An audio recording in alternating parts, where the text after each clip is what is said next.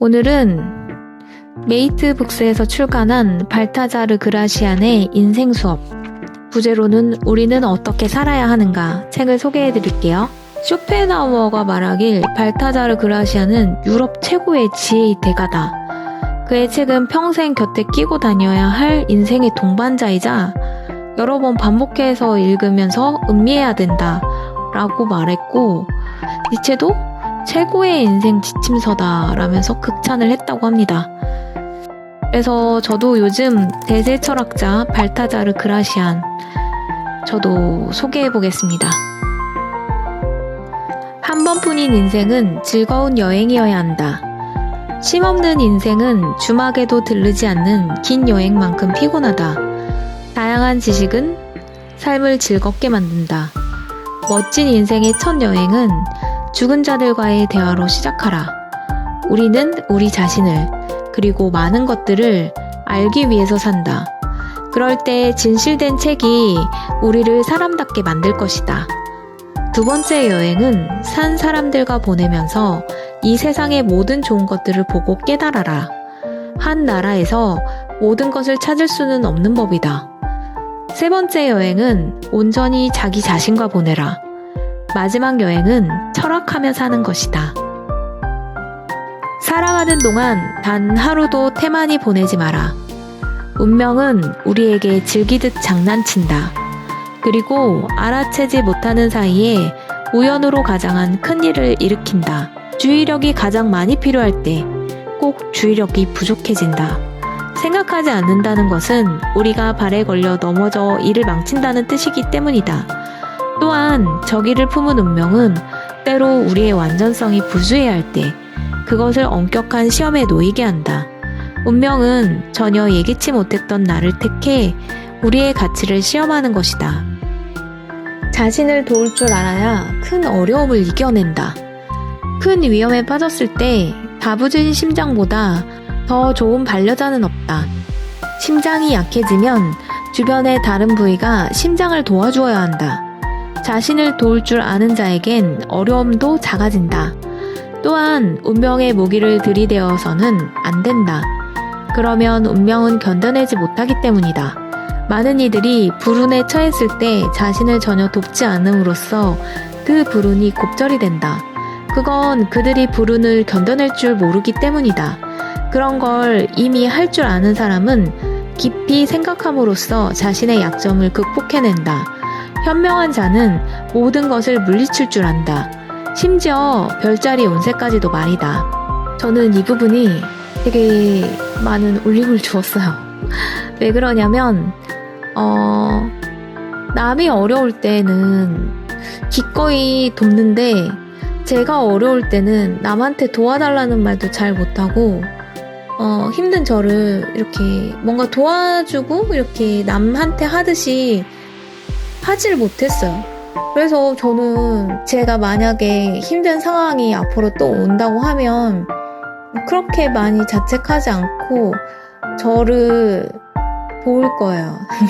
남한테 내가 기꺼이 해주듯이 나한테도 그런 도움을 내가 주어야겠다. 어떤 부분이 어려운지, 내가 어떤 부분이 힘든지 남은 내 입을 통해서 말을 하지만, 그래서 알지만 나는 말하지 않아도 내가 다 느끼고 알잖아요.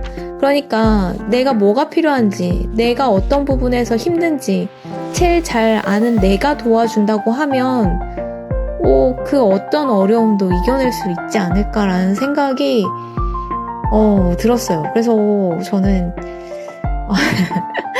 이 부분이 자신을 도울 줄 알아야 큰 어려움을 이겨낸다. 이 부분이 되게 저한테 와 닿았어요. 사소한 재앙이라고 해서 가볍게 여기면 안 된다.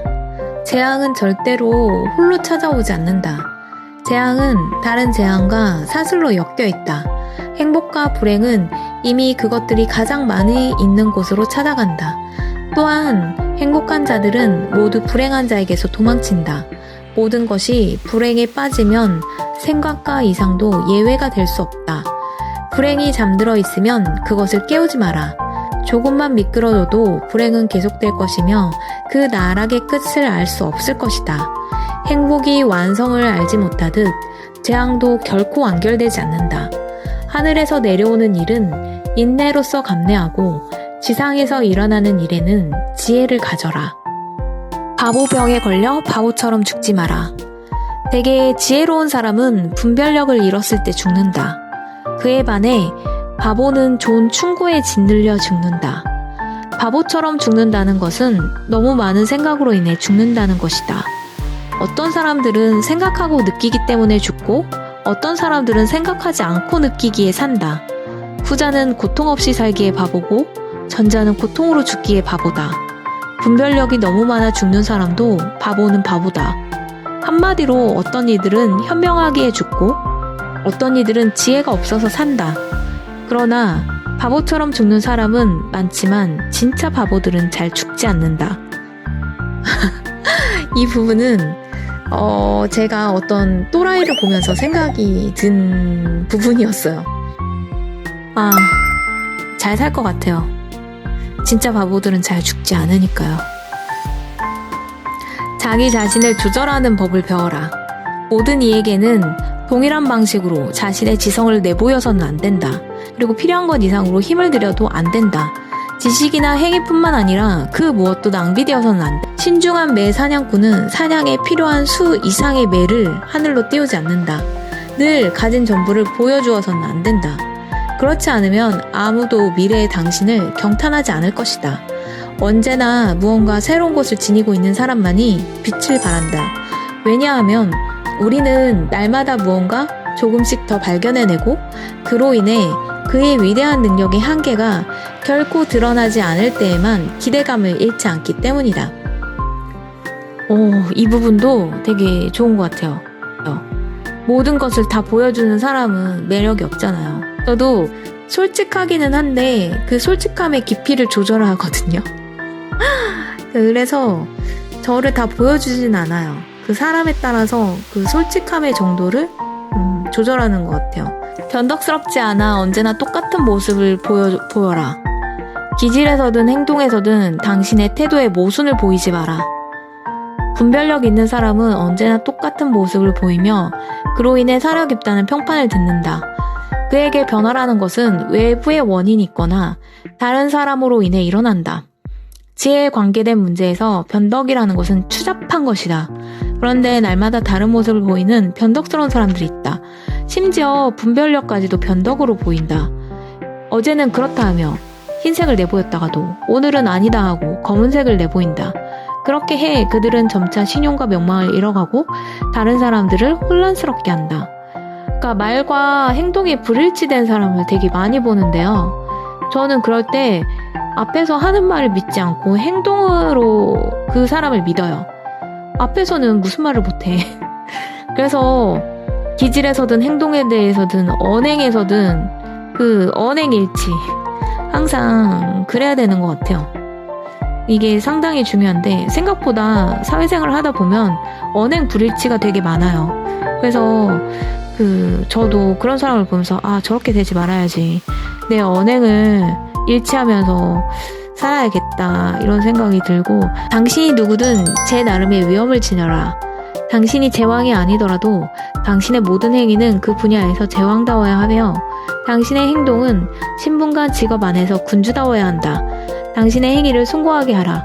당신의 생각을 드높게 하라. 비록 권력은 갖지 못하더라도 당신이 하는 모든 일에서 제왕의 공적을 쌓아라. 진정한 제왕다움은 흠없는 도덕성이 있다. 그리고 위대함을 추구하는 사람은 위대함을 시기해선 안 된다. 공허하고 의식적인 것보다 참된 제왕다움을 추구해야 할 것이며 텅 빈 교만함을 가장하지 말고 본질적인 신중함을 취해야 할 것이다. 품위 유지라고 생각할 수도 있거든요. 그러니까 그 품위가 꼭 외향적인 모습만을 뜻하는 게 아니라 외면과 내면에서 다 품위가 있어야 그런 위험이 나타나거든요. 포스? 그런 게 있어요. 그렇기 때문에 항상 품위를 유지하려고 노력을 해야 되는 것 같아요.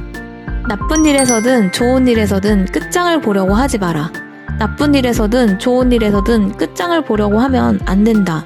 세상의 모든 지혜는 절제로부터 비롯된다. 극단적인 정의는 불의가 된다. 오렌지도 너무 짜면 결국엔 쓴맛이 난다. 즐기는 것도 절대로 극단까지 가지 마라. 정신조차 극도의 긴장이 오면 둔감해지기 마련이다. 잔인하게 쥐어짜면 우유가 아니라 피가 나온다. 오우.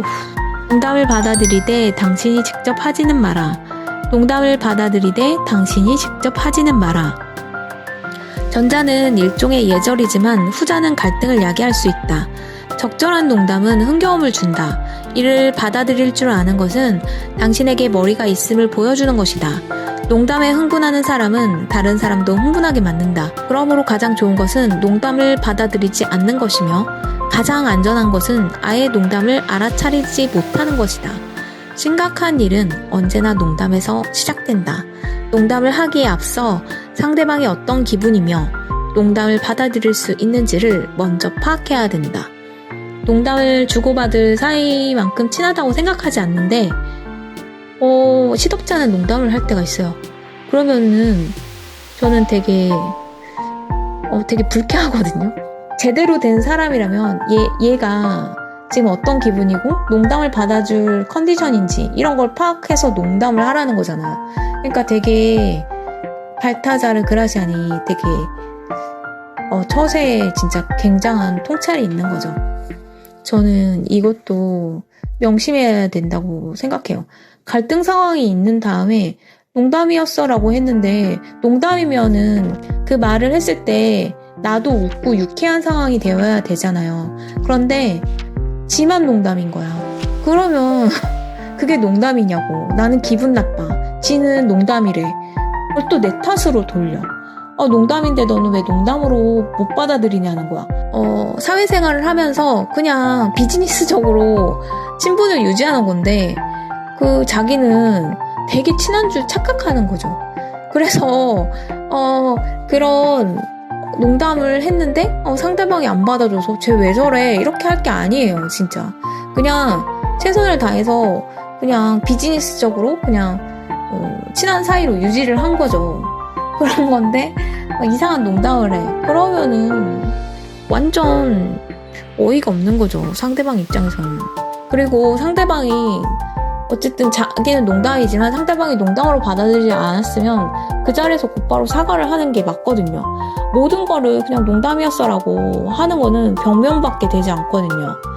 그리고 진짜 제대로 된 사람이라면 이 사람이 농담을 하기 전에 진짜 얘가 그럼 받아줄 사이즈가 되나 지금 얘가 괜찮은 기분인가 뭐 이런 거를 보면서 유쾌한 상태에서 좀 이렇게 여유 있는 상황에서 해야 되는 게 맞다고 생각을 하거든요.